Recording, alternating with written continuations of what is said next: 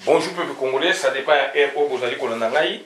Ngaï de Konamino Christian Bola bien membre peuple Mokosi, peuple souverain, combattant, résistant, révolutionnaire, PNI, politicien non institutionnel. Bande Konanga toye lelo koloba mingi donc makambo ya interpellation collective parce que lelo to sali 97 ans d'esclavage. Officiellement, donc 97 ans, ben 97 ans d'esclavage. Ce qui est banni depuis 1885. 1885, Tilelo, donc au Sali, à peu près, 97 ans d'esclavage. Tobani na époque coloniale nyonso na deux phases nango état indépendant du Congo donc colonisation spéciale puisque va benga en état puisque tant ba kaboli biso déjà état mais état mon spécial c'est une colonisation. Deuxième phase nango ezali Congo belge. Soko juin ngoti na le 30 juin 60 donc ça dit 75 ans 75 ans. Il y a esclavage, il y a boumou.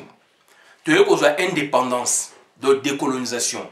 Dans l'indépendance, tu veux vivre 5 ans. 5 ans, il y a démocratie. 5 ans, il y a état de droit. Après, tu veux plonger dans la dictature. Dictature, il y a 32 ans. Plus, tu veux, voilà la période Oyo, et ça y a une explication appropriée. Tu veux qu'on soit chouchou, esclavage, mon chouchou, il y a 22 ans, arrivé à Afdel, donc Afdel. CCP avec un peu vraiment esprit nationaliste de AFDEL, PPRD, FCC, le IDP, ça en a 4. Donc, aujourd'hui, 75 ans, il y a deux colonisations, plus 22 ans, 97 ans officiellement, il y a esclavage.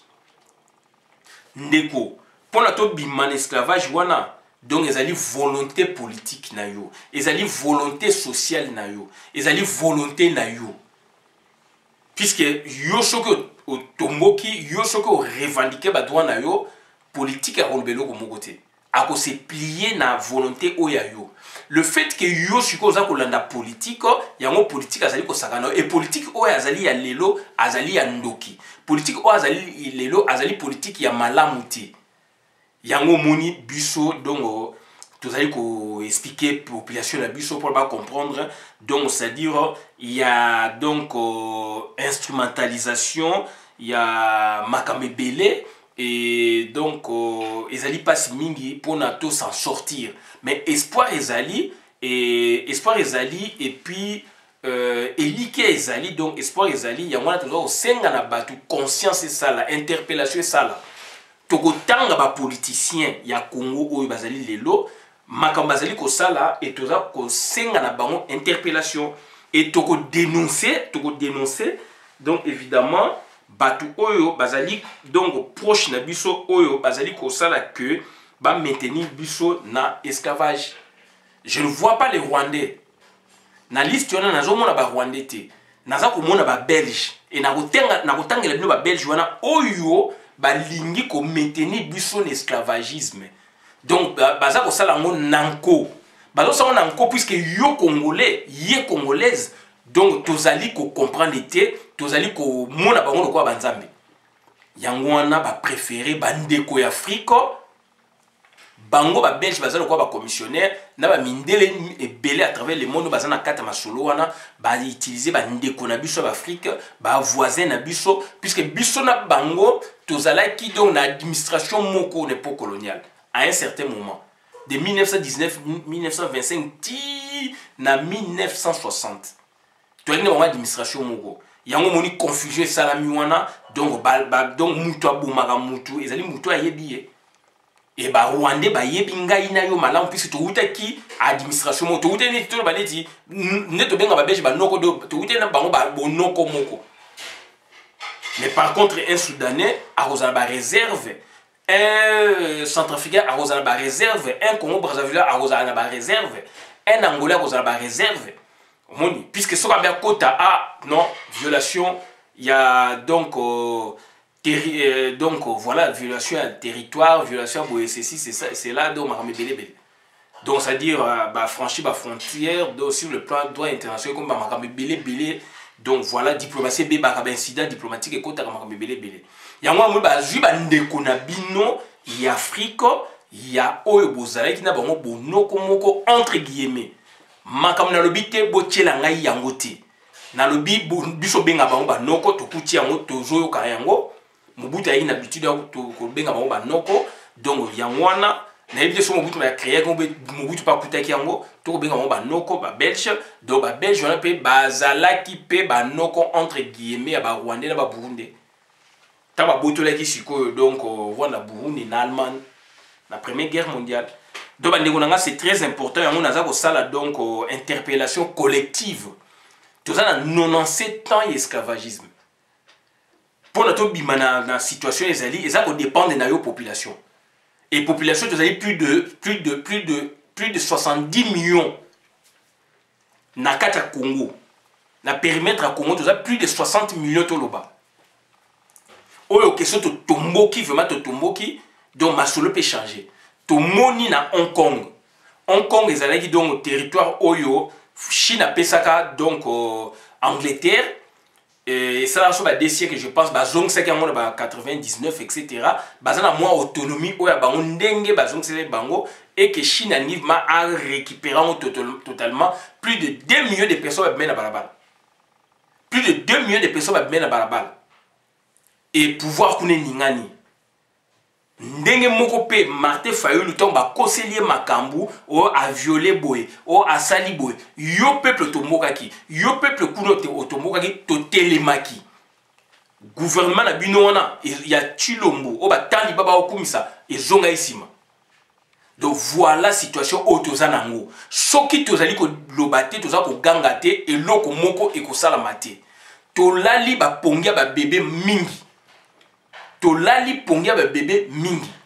Donc il y a moins de senga na batu donc esengeli donc to s'élever contre cette autorité. Et derrière cette autorité qui est mise en place là donc il y a toute une machine, il faut détruire la machine. Il faut détruire les Tutsi Power et leurs alliés. Il faut les détruire. Donc bandeko na ngai yango naza ko senga na bino de il faut boyeba ke ezali donc au combat il y a bateau à bengo ba vertébré. Combat ya bateau à bengo ba vertébré. Donc esengeli koza la vertébré. Donc vertébré azali mutu oyo donc azali na squelette na sang chaud. Puisque ba nimo mususu donc bazara na squelette te bazape na sang chaud te. Donc ça dit biso tozali donc ba vertébré d'autant oza ko loba donc aux engagement. Et tout ça besoin batande wana ebele na Congo na Kinshasa pona makamna biso e kangolam. Yangwana bandeko na ngai ezali passe mingi donc il faut distinction dans les combats. Donc il faut combat na biso donc il faut distinction ezala nani azali ko sala nini puisque des autres de côté mingi tozali ko bunda mais des autres de côté ba politiciens baza ko manipuler biso bino kuna alors que ba politiciens mingi pe ba yebelo ko mokote et toza ko pesa bango confiance mais bazali ko lexa ba degré. Et yango wana bandeko na ngai na komba nyos tout donc na mboka nyos tout tozaka na besoin ba référence ezali batu oyo pe ba papa na bango ba bundaka donc c'est-à-dire tokotanga neti famille Kasavubu papa Kasavubu abundaka tokotanga lokola famille papa Mobutu abundaka tokotanga lokola papa Laurent Désiré Kabila dongo famille abundaka. Donc sikoyo donc soto tali bato na babundaka to koti pe batu ba leader mususu pe ya Congo ba Patrice Lumumba ba premier ministre ba papa Tshisekedi etc. ba bundaka bazali belé ba dignitaire belé ba bundaka ba bolikango et bazali belé ba papa Ileo bazali belé wana donc ba Kalonji Ditunga bazali belé ba Kamita tout donc ba père de l'indépendance ba papa Bolia donc bazali belé o ba bundaka na indépendance. Ba père de l'indépendance bazali na ba père ya démocratie dans la période bazali. Donc ça dit bandeko o ba kene ko bundama pour l'indépendance bazali ou ba référence na bango bazali.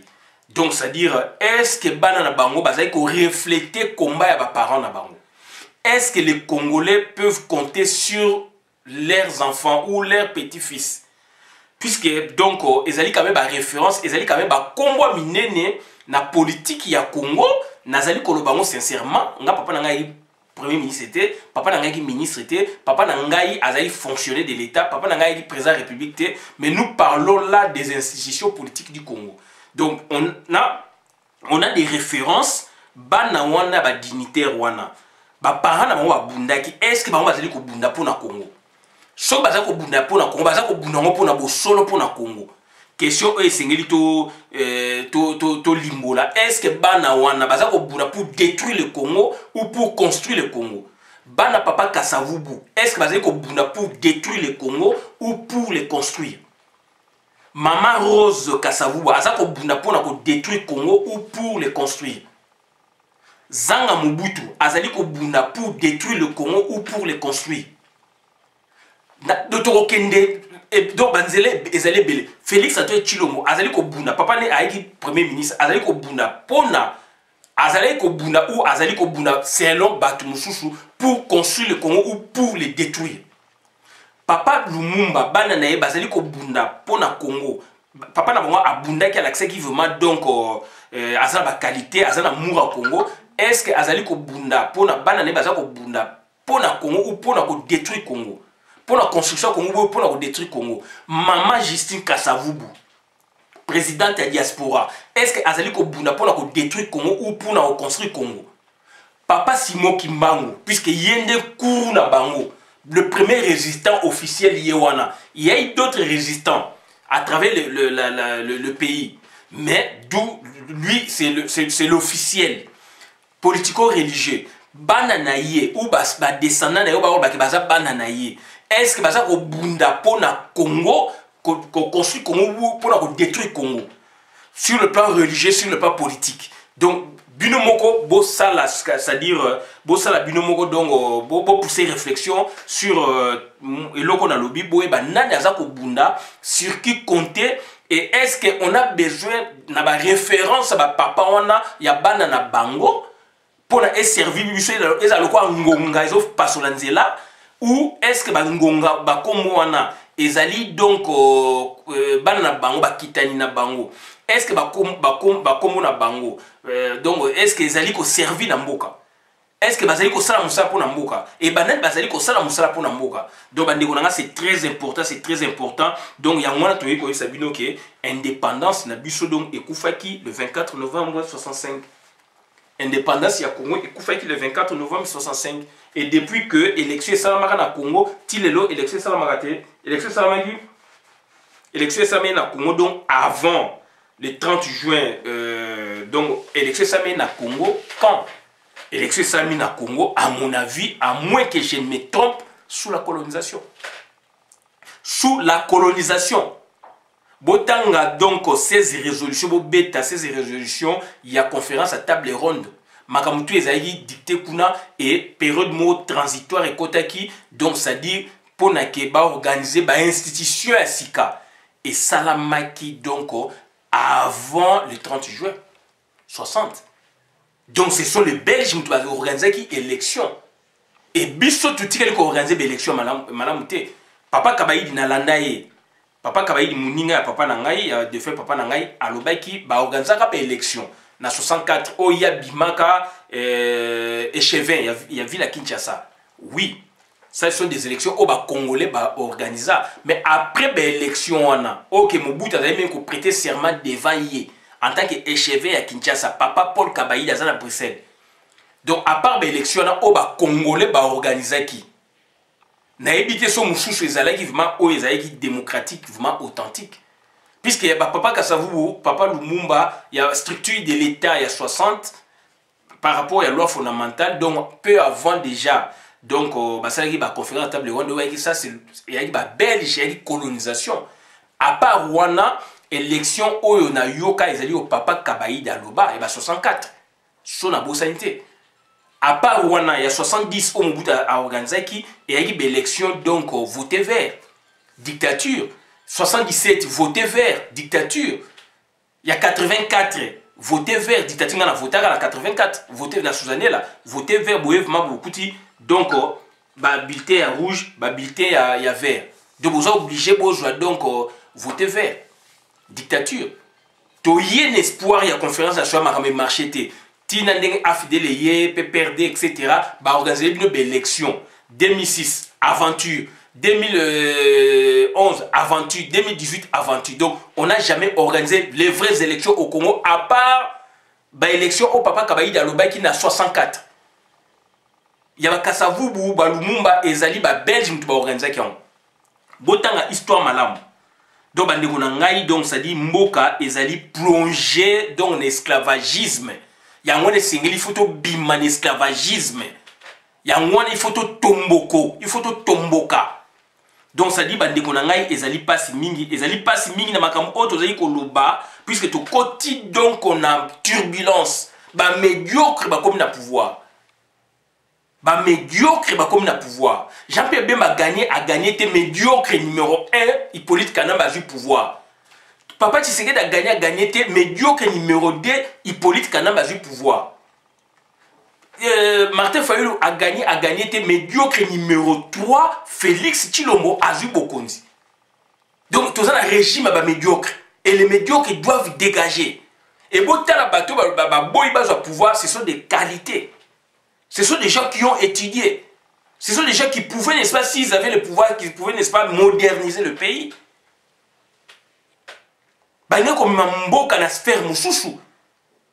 Tout ça na médiocre na Mboka na biso de pouvoir les ba médiocre. Ba médiocre to ba comme na pouvoir de Mboka Koufi. Ba médiocre to ba comme na pouvoir Mboka Koufi. Félix Tshilombo médiocre. Et donc Hippolyte Kanambe médiocre. Est-ce que Mboka tozo keni nango wapi? Et bandeko na ngai ezali kopesa ngai pasi mingi, ezali kopesa nga pasi mingi. Et dans l'entretemps, puisque ba médiocre balingi bazwa pouvoir, dans l'entretemps, les Belges sont derrière eux. Ce sont eux qui font l'affaire. Bazo linga bacha ba médiocre balingi batu ya qualité lokola bangote. Tous on dit Charles Michel, premier ministre à Belgique, c'est quelqu'un qui a étudié. Il a fait les droits, il a fait ceci, etc. Lui, Michel, c'est quelqu'un qui a étudié. Il a fait ceci, il a fait des grandes études. Didier Rendex, pareillement. André Flao, pareillement. Et ce sont ces gens-là qui ont détruit le Congo et Nayo. Et ils ont fait ça confiance. Puis Bazali Mindele, papa blanc. Et Bandeko Nangaï, donc je m'insurge contre cette politique. Je m'insurge contre cette politique. N'est-ce pas? Donc Didier Rendex, n'est-ce pas? Surtout André Flao, n'est-ce pas? Lui, Michel, Bato Basali, brassage. Nakati armée na biso. Bakoti biso na bandoki nakati armée na biso. Bakoti biso na ba Rwandais, na ba Mboro, na ba brassage. M23, CNDP, Boe, RCD 1, 2, 3, 4, 5. Basangisi bango, Afidel sangisi bango, armée na yo et baby. Tant armée baby na mboka et baby. Mboka do ba sombi yango. Aujourd'hui, tu as plus de 450 officiers militaires supérieurs rwandais na kati armée na biso. À l'origine, donc, tu pourrais même imaginer de l'eau. Tout ça, c'est une œuvre, il y a ba Belge. Oyo, tu benga ki bango banoko. André Flao. Il est qui, André Flao? Louis Michel, il est qui, Louis Michel? Didier Rendex, il est qui, Didier Rendex? Charles Michel, il est qui, Charles Michel? Et Batouana, le comme prince. Il y a Léopold II, prince biologique, il y a Léopold II pour détruire le Congo. Quand tu as structure, tu crois que ça a été Surgel, créé Surgel en 2000. Alors, Bissot, tu as eu un CPGL. Mobutu a créé CPGL en 1976. Bango ba yina afdel ba bomi CPG ba tindi biso na Sadek alors que Sadek ezali zone moko lointaine par rapport à biso. Et voyez ce que Sadek azali ko sala na endroit ya Congo. Destruction de la Sadek écoute mieux le Rwandais que nous autres. Et ba tche biso kuna. Biso tozali batu ya Afrique centrale donc communauté économique de l'Afrique centrale. Il faut tous la wana ezali ba structure o ezali penena biso. Tous avons sensibilité culturelle, géographique, etc. Mais ba tini biso na Sadek. Fourvoiement, premier fourvoiement. Ba tini biso na wapi na Surgel. Deuxième fourvoiement, botanga Surgel. Surgel, c'est au-dessus, il y a SADC, au-dessus, il y a CAE. CAE, c'est Communauté économique de l'Afrique de l'Est, ou donc, voilà, de l'Est, donc oriental, donc, oui, oriental, donc ça dit CAE. Surgel, Licolo, CAE, Surgel, Licolo, il y a SADC, Surgel, Licolo, il y a Organisation régionale, où il y a Afrique centrale. Donc, Surgel, ça dit Licolo, il y a Biloko Nyonso, à part Afrique de l'Ouest. Donc, en Afrique, il y a Sahara, dans Sewana. Donc, Nyonso, à part Afrique de l'Ouest, c'est Surgel qui contrôle. Bah, c'est pour mettre ton Congo, donc Congo à genoux. Chombo solo là, ça dit que il y a l'organisation, il y a Afrique centrale, il y a Bani, Soukanango, Surgel n'est enveloppe. Surgel n'est contenant, il y a enveloppé, il y a Soukisa. Bon, ça, c'est une double troïka à Brazzaville. Surgel, SADC et produit zéro. Il y a un loba, il faut que bimana Surgel. Sauf Congo est ligné zone à la place où il faut bimana Surgel. C'est une politique donc mise en place par André Flao, politique mise en place par Didier Renders, politique mise en place par Lelo Toro, Charles Michel, puis Azara Dijana parti à Papa Naye. Donc politique qui est mise en place surtout par Louis Michel. Ce sont les princes politiques, il y a roi Léopold II. Ce sont eux qui sont là pour détruire le Congo. Donc, ce sont eux qui donnent des avantages à Rwanda, à Burundi. Puisque Rwanda, Burundi est administré par Bango. Donc, au regard de Bango, Rwanda, Burundi, na Congo, na Bango. Donc, il faut privilégier moi, na moko, mouchouchouté. Et que Yaya Azali na biloko mingi, de balé qui va profiter. Voilà la politique va même bino na Congo. Donc ça dit il y a Congo, le fait que Congo a kita mingi pour na bango, biso na Rwanda Burundi basa toza bana na bango. Donc ça dit on peut se distribuer des choses alors que il s'agit d'un pays ou des pays avec donc projet de société na bango il fait ça là. Et aujourd'hui Rwanda a dit qu'on a makambo ezali qui a Congo. Et ezali donc accepté par André Flao, Didier Renders, Louis Michel, Charles Michel. Et bien, et derrière, il y a Hippolyte Kanam. Comment expliquer un argument local Hippolyte Kanam Bazaliwana? Donc, Azali ko jouer na intelligence ya ba Congolais, Azali ko jouer na ba Congolais, alors que Mobutu ba bengani ye lokola donc lokola ndoki ba bengani Mobutu lokola donc lokola peste ba bengani Mobutu lokola donc ça dit criminel. Alors, les vrais Koulouna, les vrais criminels Bazaliwana, Hippolyte Kanambe. Donc, on a quelle politique au Mindel Bazali ko sabe so obino ko se perdre. Donc, il faut faire attention. Basali brassage na armée na biso na André Flao. Donc, les loyo, lobby bokeba, ba opposant na poto, basili sakabango. Yangwa, nous devons, n'est-ce pas, lutter pour regagner notre pays. Nous devons lutter pour la tozonga na mboka na biso.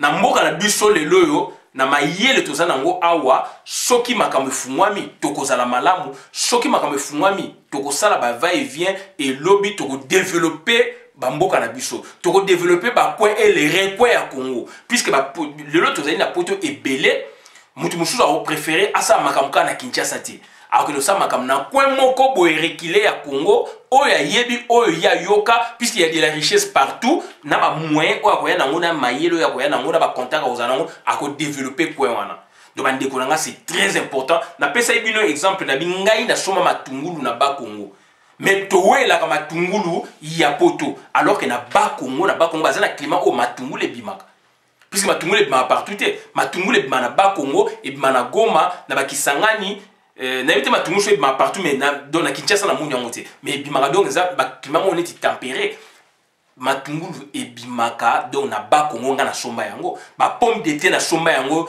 donc aux alentours donc na banzangu ba pomme de terre bimaka partout biloko oyo do to mona ya luxe toza mabele biloko na bimaka nga na somba yango na yebi place balona ka yango ba matungulu na on parlait matungulu et na Kinshasa ya matungulu soki ya pote sili à la période na ba janvier so ba nini ya ba Congo et bani ko renflouer toza matungulu na ba Congo toza matungulu na Beni Butembo ba matungulu ya osakana te na Bakongo matungula osangatenga na Kenya na Bakongo na parler na Bakongo plus proche de Kinshasa matungula ezali kuna chose na mbongo na yo okena ba grain banine sur place au développer boyoka na ba tuyamboka bosali ba misala ezali ka ateke il faut saka rosa homme d'affaires rosa entrepreneur na ba makambo ebele to kona mayele belé okiko boko la bibwele na yo somi zamba mo ozo boko la bibwele na yo oza ko sa makambo belé voilà ba boulanger ba mayele awe ekomi ebele ba technique ezali ebele na Congo batulio ba ko zanga sko même donc ba biloka mike alors que ba technique on ezali développer awa mais biloko wana balingi nini bato bayate et bo osepela mboka ndenge ezali bongo mboka wana ezali likolo ya crique mboka na no makambo evandité et ba rwandais so ba moni ba congolais ba tomboka au bouffe ba bengi ba mindele pour ba mindele baya ba gangela ba politicien na bino ba gangela ba opposant na bino ba tawana ezali révolu ba tawana ezali révolu soki yo politicien zo sala double G wana ozali détecté okozala te ozali déjà détecté puisque ba rwandais ba yebi bazolandela évolution na biso soto ngo saka eloko bo bouffe ba bengi Élysée ba bengi États-Unis ba bengi bo ba mindele wana ba lobby wana ba travailler ba pesa ba mbongo pona ba ya ba gangela bino ba politicien ba congolais bino obondimi pona ke boza liboso ya peuple congolais yango na baki ba référence. Est-ce que devons-nous compter sur le nom des anciens, le nom donc il y a Bana, il y a anciens dignitaires, puisque papa va koufi Bana ba sa politique. Est-ce qu'on peut compter sur Bana wana puisque bazana Combo? Est-ce que Combo wana ezali ko fungula Congo ba porte ou bien ezalité? Et ça la question faut se poser. Donc il faut mutu o yazali ko bunda ya solo. Donc il faut qu'on appuyer. Il y a un petit exemple il y a président Kasavubu. Tomoni banami balé bazali ko bunda na Congo pour na bitumba ya politique ya Congo. Mama Rose Kasavubu azali kuna. Est-ce que bunda ka pour na ko construire Congo to pour na ko détruire Congo? Vous sa réponse. Mama Justine Kasavubu abunda azali présidente ya diaspora awa. Abunda ka pour na ko détruire Congo to pour na ko construire Congo. Tokei lisusu. Puisque Laurent Désiré Kabila, il y a un vide, mais du moins on a vu donc Etienne Kabila, Azali en Afrique du Sud. Puisque à part il y a des usurpateurs, Hippolyte Kanam, Janet, Bananaïte, Zoé. Toye Sikoyo na président Mobutu. Tomoni Nzanga Mobutu, Azali Kobunda, puisque Bandeko Nae Mingi Bakufa, ou sa politique. Zanga Mobutu Azali Kobunda. Est-ce qu'Azali Kobunda, Azali ko détruire Congo, to Azali ko construire Congo? Est-ce que Congo ya yé ya Mobutu wana? Est-ce que ça encore une ouverture? Ezali mwinda pona Congo, Combo ya Kasavubu. Est-ce que ezali encore mwinda pona Congo, Combo ya Lumumba bana na ye? Juliana azali kuna azali ko bunda. Vie na ngaza na Juliana azali ko bunda, azali kuna vie na ngai azali na Michel Lumumba, photocopie ya papa na ye azali na Boston. Toju chouchou Guy Lumumba azali candidat aux élections présidentielles à Paris. Est-ce que Bana Lumumba Misatu na François Lumumba azali 4 o bazali ko bunda? Nani azali ko bunda pona Congo? Bazali ko bunda pona ko construire Congo, tout pona ko détruire Congo. Bopé sa réponse. Toye sikoyo na papa Etienne Tshisekedi. Moi na yeto mon Félix Tshilombo le comme na place ya komi wana protocolaire. Est-ce que azali ko bunda pona Congo, to azali ko bunda pona ko détruire Congo? Est-ce que ba Congo wana oyo biso to monaki ba parents na bango to yokaki to tangi na ba histoire ba sali musala bazali ebele molongo molai wana ezali ka ce sont des exemples parmi tant d'autres. Est-ce que ba Congo wana ezali ko fungola ba porte ya Congo tout to ezali ko kanga ba porte ya Congo? Est-ce que vraiment esengeli encore ba Combo Moussousou et Bima et Zala est servi pour la Congo ou pour la détruire Congo? Voilà la problématique autour de la Congo. Donc, c'est très important puisque et loko oyo toza ko lobango pourquoi puisque to sali ba association awa ça fait longtemps tant beaucoup tambo la bokei bokoti ba rotuna union qui est derrière vous. Alors que sur le terrain on vous voit mindele ba zotuna union qui est derrière vous. Donc ça dit c'est très important et sérieusement qui sont derrière vous ou qui est derrière vous. Puisque pour alors papa Lumumba va œuvre avant Donc, avant 30 ans, avant 35 ans, 36 ans. À Koufi, a 36 ans. Mais yo, comme il a 50 ans, 60 ans, na poto, 45 ans, 70 ans, aujourd'hui, ça m'a comme tout na yo qui est derrière vous. Question les gens qui ont mis en poto, on a formulé et loco. Maintenant, na zali ko tout na. Est-ce que vous avez des opposants à bah si ça bango. Donc, exemple, pardon. Bokassa, bah documentaire ça pour les gars, l'autre monde Bokassa, un empereur, un président, un ex-président, un ex-empereur il y a Centrafrique. Avant na poto awa na France, avant na Côte d'Ivoire, tout le monde ndenge vi na bebaki jusqu'à ce que azanga donc a quand même na facturation, ba facture donc impayé, il y a courant, il y a maille, il y a makambe belé. Donc ça dit na poto tant to ko voir na awa soki au commis opposant au bango ba yebi au commis boye na pointe souka nango soit ba boto le passeport ba bengani na mboka na bango ba lukelo makambu soit donc ba employer ba méthode de belé ya ko baxelon lem sou ba impôt ya ko katolem sou sécurité sociale ba aide makambe belé le temps au sala ka ba manœuvre wana pona ezonga na nzela au se régulariser trop tard et les faits rétroactifs et raté sont régularisés, okay. Par exemple, aide sociale, etc. Donc, ceux qui ont régularisé, fouta, makambu oyo, na période où on fouta c'est une façon de dire que kangayo munoko. Ceux qui ont télémé bango, à un moment, botolo passeport, botolo mukanda, à moins cause à la français. À moins cause à la français, là maintenant, donc, c'est autre chose. Mais du moins, on va te dire, puisque c'est autre chose, mais attention aux gens du monde. Puisque Bokassa Zaïki peut français. Bokassa Zaïki peut français. Sonne Soukaki Wapi. Donc, il y a moins de photos, très faire attention de privation à la sécurité sociale, aide sociale, impôts exorbitants, etc. D'où, il y a moins de senga, il faut tout zonga na mboka na biso, tout que nous construisons mboka na biso. Donc, c'est très important, puisque à un moment, tant que tu commis ennuyant puisque nous sommes des opposants, soit tu vas mukanda, exilé, tu vas conditionnalité, puisque bandimio exil dans le pays d'accueil, soit tu vas été libanda. Ndeko na ngamo boye pona bomba kombo alobai ke nguza karalibon tanga yaka na France. Abwaki ngunda ta bayoka nta Mobutu a signé qui na France ba botoli ba boy ko reconnaître ngunda ko reconnaître ngunda ya ngunza Carlibon na Belgique ou na France ngunda pas à quel États-Unis États-Unis ta bwaki kuna pe na période à Reagan ba boy Mobutu abi na Reagan abi na besoin mutona ya tout travailler. Donc voilà ça c'est un exemple parmi tant d'autres ba ka ezali belé. Donc, ça dit, aux alliés opposants, aux alliés boé. Donc, on peut toujours casser, on peut toujours te faire taire. Alors, donc, aux alliés qui ont pour la et bah, oui, qu'on nyonga yo, na ba style belé, ba aide sociale, ba boé, tout ça. Et ça, ba droit na yo pour nous bénéficier nango et comme il retardé. Au moins, na boé donc, bah, tout va bénéficier, de l'eau, mais yo, la moment, ba bloqué yango. Le temps où ça va démarche pour la base zone sayango, ce que c'est qui ok na ba hôpitaux, ok na ba pharmacie et comme je comme débourser na compte na yo. Puisque base déjà à sécurité sociale en France est à 75%.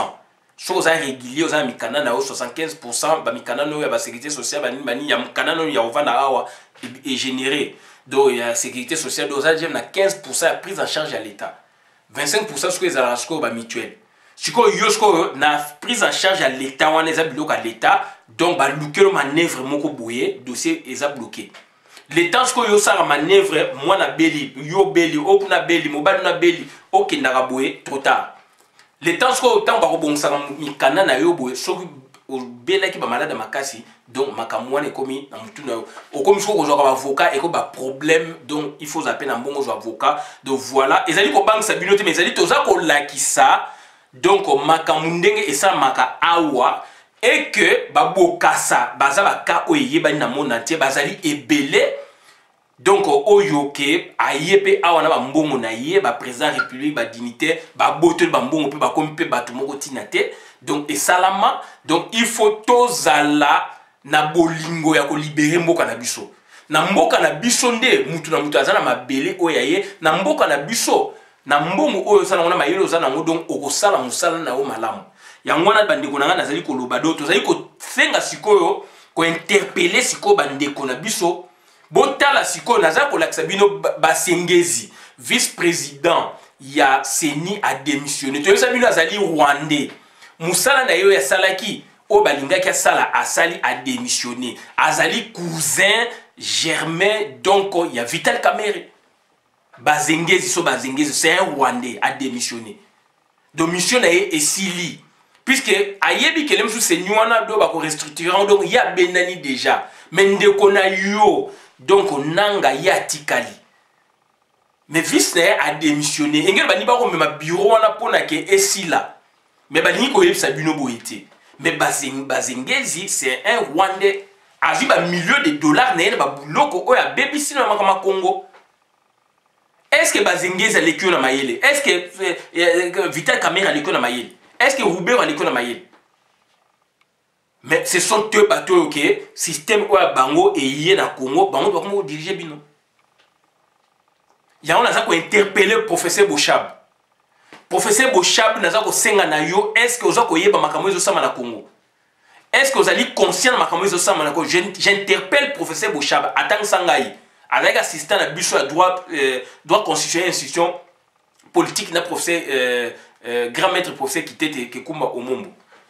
Bien sûr, à Koufa que son âme repose en paix. De nos cinq la professeur Bochab avec beaucoup de respect, makambo ezo sama na Congo est-ce que ça conscient nango? Naza ko senga bolingi ba titre ba professeur puisque vous avez docteur professeur Mova Sakanya. Bino Bochab Mova Sakanya vous avez belé vous allez proche na Kabila. Makambo ezo sama na Congo, ça fait 20 ans. Na ba régime successif au bilo Bozalio, ça fait 20 ans aujourd'hui. Ba musu ba koti na kati ba musu ba bandeli on ba ne bandeli. Ba bandeli ne bandeli soit na Laurent Désiré Kabila soit na Hippolyte Kana Metilelo.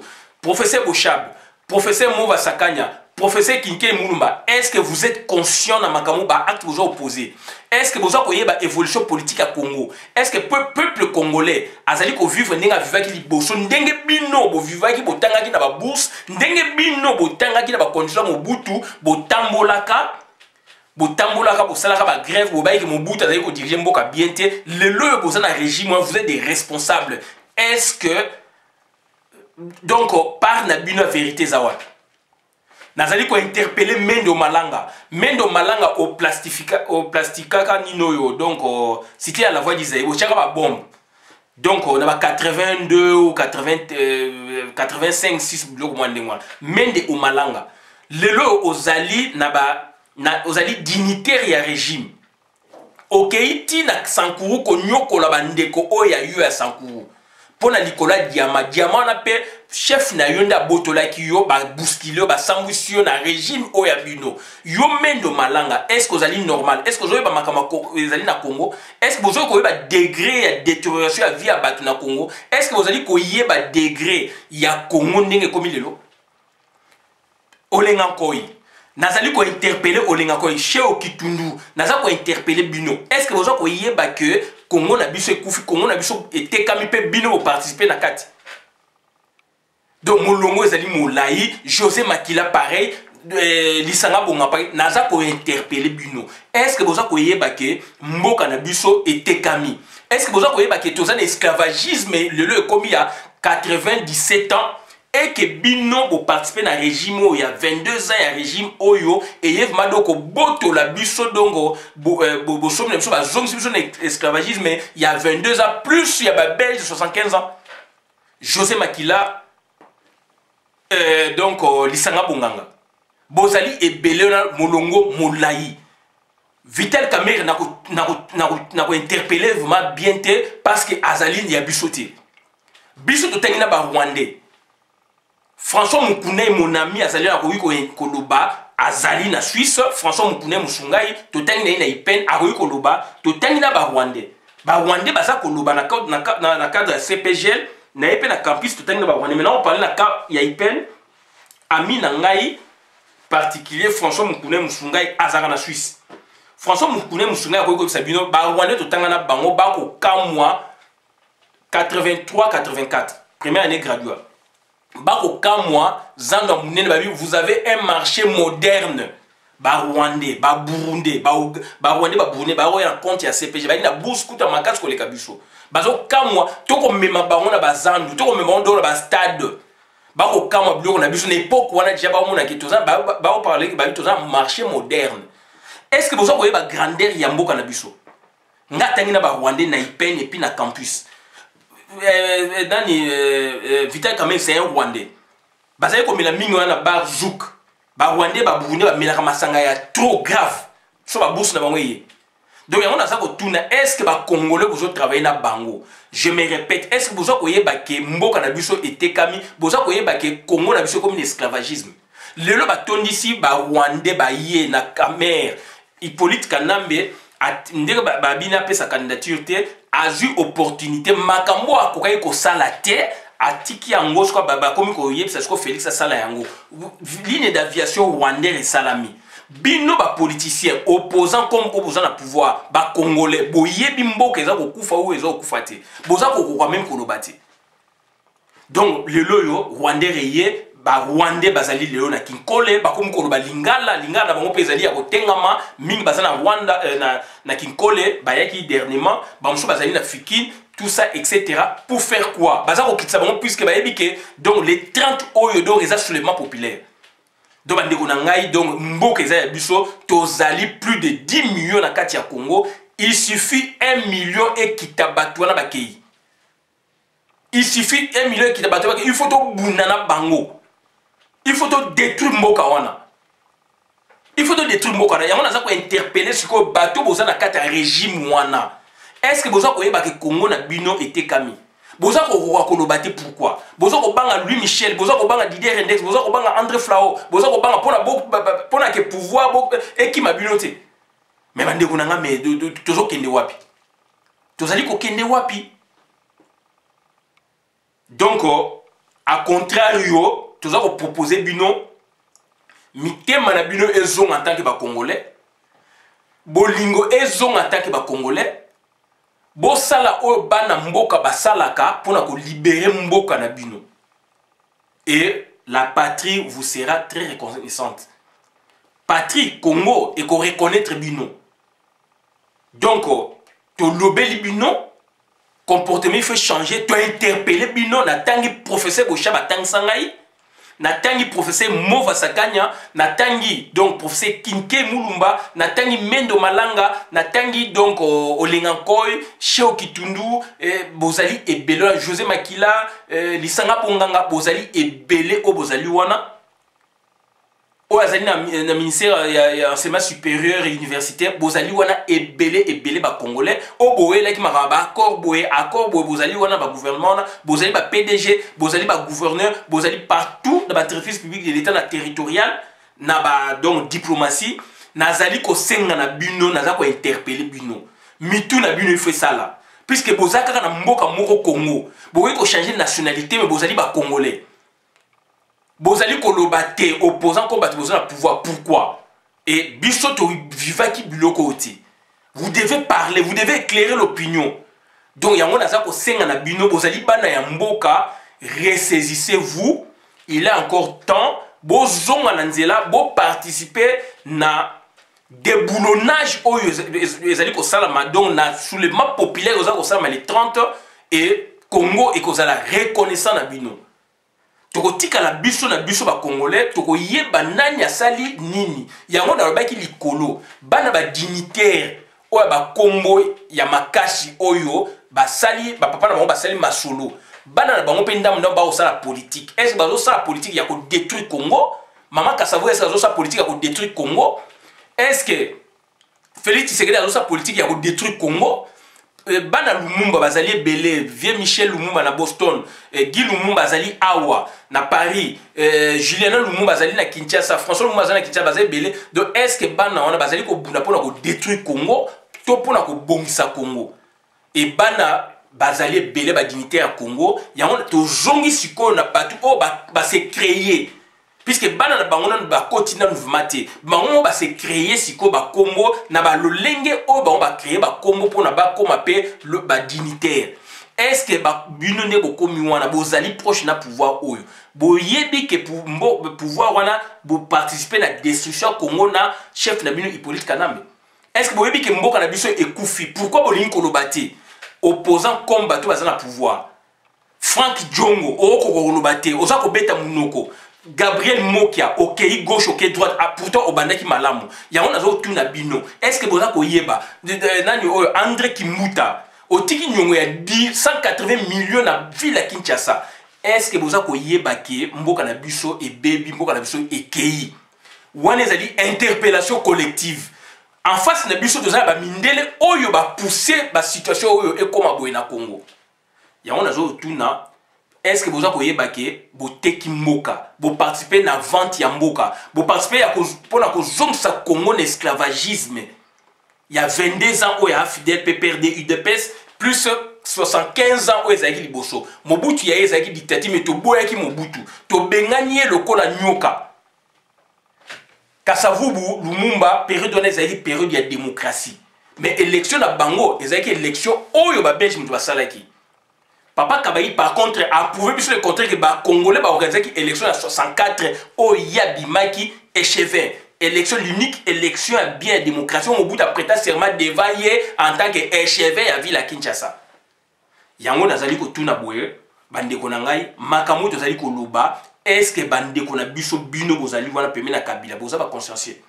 Yango tozo ko senga na bino donc c'est-à-dire tozali na kana na bino mais tozali na kana na bino c'est-à-dire bozong samitema bozali ba congolais botambolaki na bus na Congo botambolaki makolo pona okende ba campus botambolaki na ba bus bosala pe ligne 11 to vu ba difficulté moko na kata Congo biso nyonso tout naza ko senga na bino ba dignitaire congolais mutu bosa misala par rapport à ba Rwandais baza muke mitu esala tozali moto moko tozali mboka moko bozongisa bolingo pona mboka na biso ekangolama. Et Congo na biso peuple a cause la reconnaissant envers bino. Histoire monde et pouvoir yango, histoire monde et loba yango. Donc ça dit toza na voix wana sur le map populaire se 30. Et tozali ko senga c'est un processus yango toza naza ko senga na batu wana. Bozong sa mitema bokomi pe na mbongo o esengela ki eza mbongo ya Congo n'empêche donc bozong sa mitema to travailler d'arrache-pied ba Thomas Luwaka bozali belé wana. Bozong sa mitema ba Antoine Gonda bozali wana. Olivier Kamita touye azana opposition donc ba Antoine Gonda donc Thomas Luwaka bozali belé ba iboko au maire bozali ebelé na interpeller bino puisque ça n'est de trop mboka ekufi. Henri Thomas Lokondo vie nazako yebisa yo bozong sa mitema mboka ekufi. Hippolyte Kanambe bokoki ko banga kaye boete infiniment. Mobutu c'est ça au Kukungwe de waza banga tolobela kiye. Peto bengani biso. Alors c'est un Congolais. Et pourquoi pas donc étranger à to lobela to benganaye. Puisque sur le map populaire yango ezali koya. Donc bozali ebele Joël Mabunda ozali wana comme le président de l'Assemblée nationale bozong samitema. Bozong samitema boko keneka la pouvoir pour le pouvoir te. Bozong samitema. Bocha bolingo pour to kango na mboka puisque ma majorité ezali kaka biso ba congolais oyo toza ko boma Congo. Général Tango Fort, Général Kassongo, Général Boy Kanyama, etc. Bozé belé, ba généraux. Général Didier Tumba bozali belé. Bozong samitema. Mboka na biso ekangolama. On a été sabino ngwana andeo ya oyo bolingo mususu ngana zana ngote à travers ngai bandeko ope baza ko comprendre neti ngai bolingo kaka tozana ngo ya ngwana. Bozong samitema to bongsa mboka na biso zana nkita mboka na biso to vandeli na mayelo tozana ngo mboka na biso ekeli kolo et puis mboka na biso ezali donc mboka oyo ekosala mikamu ici na Congo na monde na Afrique. Et to boya ba payati, c'est ce que nous demandons. Bato baza ko kufa na beni. Bato ba ko kufa lokola toko lokota ba mayebo. Bato ba kufi na beni na yumbi na beni sila ka te bandeko na bato ba boma ni ezali biso ba congolais. Bozo ko boma ndeko na pourquoi? Ya on a sengi na bino na transcender na sengi na bino bozong sa mitema bato wana baza muke biso toza ebele. il faut une résistance to bengana batuana pour na lobby to kangola mboka. Hippolyte Kanana mitoyebi ke a intimidaka bino azaka na mundu ki pemeni soko sakani ba asali ba ventir na ye mukolo mususu mundu ki na e ko beta ye moko masasi mukolo mususu mundu ki ba ko botola yango ba ko beta ye masasi ba ko kanga paye bandeko na ngai. Donc ça fait 22 ans yango to observer bino, vous ne parlez pas. Beaucoup me pena ba mbongo ebele, beaucoup me pena ba mituke ebele, beaucoup me ba mpango ebele na poto na Congo partout, mais bandeko na nga bozong sa mitema. Bozong sa mitema, bozong sa bolingo Congo ezali yangai na yo. Tozaka na mboka moko wana. Ba voisin naturel, tokozala bango ba voisin naturel, mais respect à ba frontière, respect ba bien à ba ninga, mais s'il faut coopérer, tu peux coopérer. Après, mais il faut tout bengana bango. On a regardé bango na suki ah bon la vidéo malamu na compte communauté, ngai Christian Bola biama, mamba peuple mokonzi, peuple souverain. Donc na singi na bino bolingo bo bote to na kat na biso ba Louis Michel, ba Charles Michel, ba Didier Index, ba André Flao, ba ko yate po ba kabula biso na bino. Ba Rwanda ba ko yate po ba kabula biso na bino. Na suki awa botala batu o ba kufi na histoire o bazo kufa siko o bino boza ko participer. Et ezali normalité, ezali passe mingi. Bande ko ba toni na prison ba innocent. Aventure et bani monde entier mais ba garder batu na prison innocent. Toujours que ne wapi le bien commis le mal est commis bien na kata Congo ti wapi. Nga nazali moko wabino na pesi motema o ya ngai nazali ko expliquer. Professeur Bochab Zongsa Motema, professeur Henri Mova Zongsa Motema, Kinke Mulumba Zongsa Motema, Lisanga Bonganga Zongsa Motema, Che Okitundu Zongsa Motema, Tozali Makila Mo, Tozali Motomoko, Olengakoy Zongsa Motema, Henri Lokondo Zongsa Motema, Joël Mabunda Zongsa Motema. Boko nyoko la biso bo tiwa boko nyoko la ba congolais tiwa bozo ko nyoko la biso mais boza ko minyoko la bino moko mboka na biso za ko beba mais bango baza ko profiter et bazali muke bojupe o esengela ki bozwa ba musu bazwa ki te la période mobutu boyina on est na concurrence bozwa siko bojupe mokolo wa pombo zongsa motema Léo Atunu bozongsa mitema.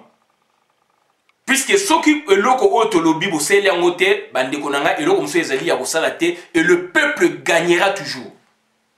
J'ai dit et je vous remercie.